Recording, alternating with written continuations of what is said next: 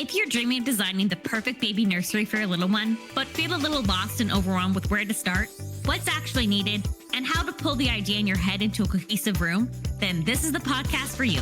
Welcome to How to Design Your Baby Nursery, a limited series podcast where we walk through the exact step-by-step process you need to move through to transform your Pinterest vision board into the perfect baby nursery reality. So by this point, we've planned out our nursery needs and priorities. We've laid out our ideal nursery room. We've figured out our ideal design direction with color, textures, and decor. And we've created a rough budget outline that allows us to know our price ranges on items that need to be purchased. The next step is finding all the right pieces for your nursery, what we do with the design and layout with these selections, and then making these purchases. But first, we need to touch on specific furniture considerations. Cribs. To purchase a crib or to not purchase a crib, the grand debate. The media focuses on buying a crib and putting it together in a nursery as part of the preparing for baby process. But you might not use a crib at all, or at least for a few months, once you know for sure that your baby is actually going to sleep in one. Most babies stay in a bassinet next to the mom for the first 6 to 9 months. But every mom is different, and the plan for sleep training and proximity is an individual decision. No matter which way you're leaning towards, to get the most bang for your buck, opt for a convertible crib option instead of just a standalone crib or an antique-inspired look and feel option that's just a crib. This way, a key purchase and expensive item can be easily transitioned through its various forms over having to purchase a new piece of furniture right away.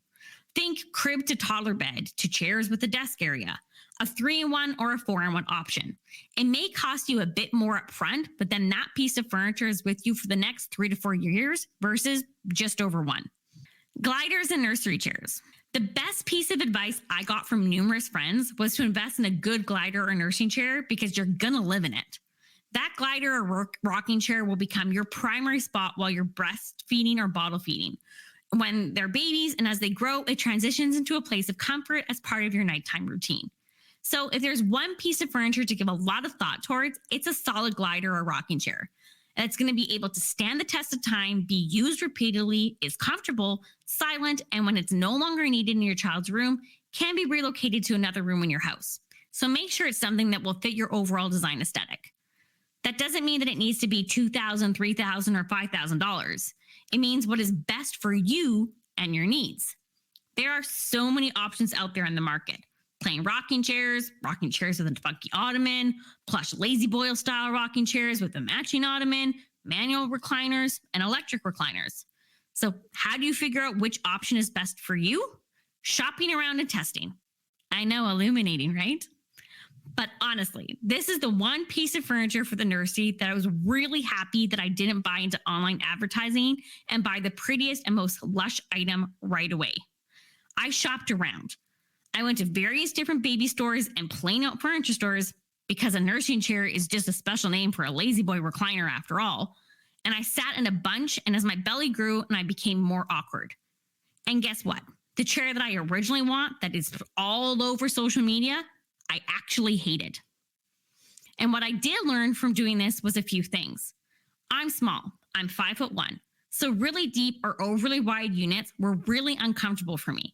They put a lot of pressure on my back, and the distance on my arms to the armrests was so far away that I knew it would be an issue come breastfeeding. I didn't like manual recliners because of the jerky motion. You pull the lever and it jerks back or forward. It wasn't smooth, and I knew this would be an issue with a sleeping baby. I personally didn't like standard manual rocking chairs. The constant action didn't feel natural to me. Because I'm small, a rocking chair with an ottoman just didn't work. It put too much strain on my back and it hurt my hips.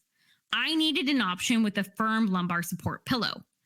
All of this testing allowed me to feel comfortable in making the purchase of an electric glider where the rocking function continues when reclined. It's what worked best for us. So I definitely encourage you to do the same and test out as many as you can before you make any purchases. Changing tables or changing areas. More and more nurseries are leaning away from a dedicated changing table, and I strongly agree with this. A dedicated changing table with a permanent leaf or extension only serves one purpose, and when no longer needed, tends to be moved out of the nursery, tossed, or sold online. Instead, I recommend a dresser at the right height, around 30 to 36 inches, depending upon your size, with a removable changing station topper. This allows this piece of furniture to serve multiple functions, changing and storage for diapers, wipes, screens, clothes. And the topper can be removed and the dresser stays as the baby grows. Another item to consider is the actual changing pad.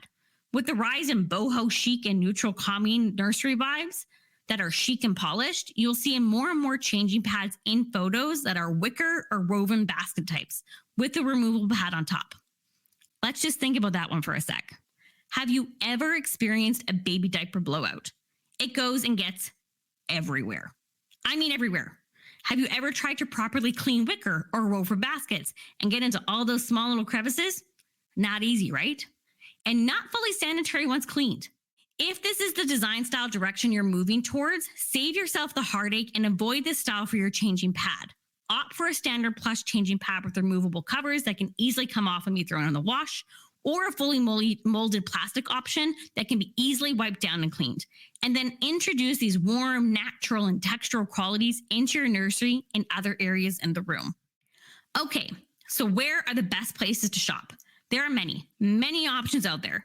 Dedicated baby sites and stores, along with brands that are specific to the US. So if you're in Canada like me, are a bit more difficult to get, but not impossible. My biggest tip for purchasing any furniture piece or product is that a higher cost does not mean a better quality item. These days, anything baby is heavily regulated and has to pass certain tests for approval. So my recommendation is to focus on those approvals and certifications, and then find items that fit the style and look direction that you're seeking, as well as fit within your budget goals. My personal preferences, because I was designing nursery on budget, are Facebook Marketplace for items that I knew I needed. They were more baby registry items over furniture. Amazon, Wayfair, Overstock.ca, IKEA, Structube, Bouclair Home, and Mont Designs. And for certain pieces, although the starting price point is a bit more, Pottery Bar Kids, West Elm, Crate and Barrel Kids, Dutelier, Orleo, and Million Dollar Baby. And once we've gone through and picked a few options that we like from a style direction, there is a 3-step process that happens in tandem. Number 1, we check the dimensions of these pieces against our floor plan, and we make sure that the proportions work for our ideal layout and don't create any pinch points or sizing issues. Anything that is too large should not be considered or pinned for a review later if we can't find anything that we like better. And we do this for all the major furniture pieces that we're considering. We input the actual furniture piece sizes to the scale of our drawing in the layout location that we would ideally like, and we make sure that the size and placement still works throughout, and we're not creating any pinch points. Number 2, we save an image file of the furniture piece, and we add this to our design vision board. I personally use Canva Pro, which allows me to remove the background of the image so that I can overlap images and massage the vision board layout and to see how each piece looks together and against one another, from room decor to design features. We're looking at color, tone, repetitive qualities, and remembering that we're trying to create repetition of items in the room in small, medium, and large quantities and at varying heights. So if I'm looking at a wood dresser, is that wood repeated anywhere else in the room? If not, where could I add wood into the nursery in a similar tone and color in a different proportion so that it feels intentional? Number 3, we're updating and reviewing our budget with the cost of the actual selections to make sure that our overall budget end goal is still maintained. So if we're looking at 3 different cribs, what I would do is have all 3 link pages open and check the size and measurements of each crib. I would then be saving each of the images and plunking it into my Canva file with the design and seeing which one works best with my design direction intent. Once decided, I would adjust the block size of the crib in my sketch to make sure that it is accurate to the actual size and make sure that it still fits as needed. I would then update the budget for the actual cost of the item. Now, if at any point in this process something isn't working, I then continue to source until I find the right item that does. So for instance, if I find the crib style and color that I like, but the one I'm looking at is too big for my room, then I discard that one I'm considering and continue to look for a crib option that is similar in color and style to the previous one, but is smaller and fits my size needs. Same would go for budget. If the crib works in size and style, but is way too expensive for my budget, I pin this option and see if I can find an alternate. And if I can't, well, then I need to decide where the money is going to come from. Am I reducing costs on other items to free up the money, or am I moving optional design decisions and desires into priority tier 3 and pinning these items and expenses into later on when additional funds may be available? This is the 3-step process that you move through for every decision that you're making in your nursery design and space. And ideally, you move through this process, land on items that fit your space and budget, as well as the overall design direction you're looking to create, and then go and make all the purchases all at once. Sometimes this isn't an option though, and a design decision needs to be made, and we make our purchases and proceed with the design direction before everything has been clarified. That's okay. This process still works because how we have set up our budget in the priority tiers allows us to easily make decisions on how to change the design and intent overall so that it stays within our ideal end goal and vision, but shows us where we can make adjustments as needed. I walk through this whole design journey and the decisions that had to be made in my own nursery space in a video tutorial that shows this exact process in detail and how I went in one direction over another. Head on over to GabriellaMilgrom.co/nursery and grab a copy of the workbook. Link to this video is under episode number 4. Thanks for listening. Make sure you grab your workbook for additional design prompts, questions, and video trainings. Head on over to GabriellaMilgrom.co/nursery to grab your copy. And be sure to follow me on Instagram at GabriellaMilgrom.co and tag me as you work through your own nursery design journey.